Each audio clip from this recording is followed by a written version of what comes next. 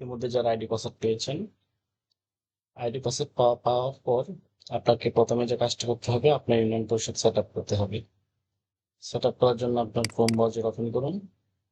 Open করার পর আপনার কাঙ্ক্ষিত ইউনিয়ন পরিষদের ইউআরএল ভিজিট করবেন।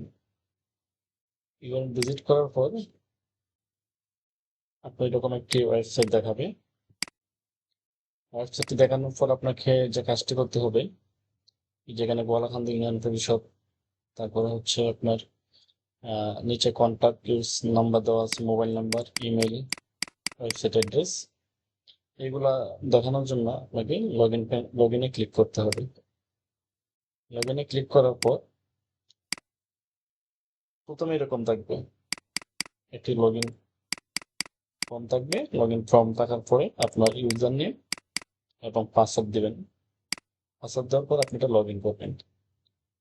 লগ ইন করার পর আপনাকে যেতে হবে ড্যাশবোর্ড।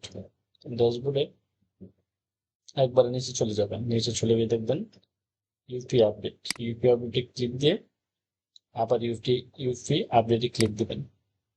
ক্লিক দেওয়ার পর আপনার ইউনিয়ন পরিষদের নাম দিবেন বাংলায়, ইংরেজিতে, তারপর জেলা কোড, উপজেলা কোড, ইউনিয়ন কোড, এখানে 7 ডিজিটের একটা কোড দিবেন।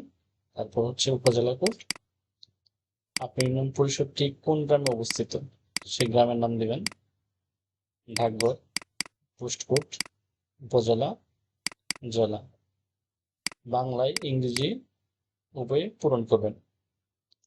তারপর ইউপি চেয়ারম্যান, ইউপি প্রশাসকের তথ্য প্রদান করুন।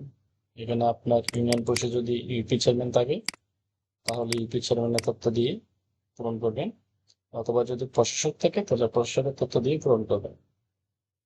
তারপর ইউপি প্রশাসনিক কর্মকর্তার নাম বাংলা ইংরেজিতে পূরণ করবেন, মোবাইল নম্বর সহ। তারপর ওয়েবসাইটের তথ্য প্রদান করবেন, আপনার website link, phone number, mobile number এবং ইমেল। এগুলা, এই ফর্মটা পুরোপুরি ফিল আপ হওয়ার পর আপনি আপডেট করুন বাটনে ক্লিক করুন। ক্লিক করার পর আপনার ইউনিয়নটি সঠিকভাবে আপডেট হবে। এটা হলো ইউনিয়ন তথ্য আপডেট করার ফর্ম। এটি হয়ে গেলে আপনার এখানে নাম, তারপর সনদের নাম, সবকিছুই করে দেখাবে।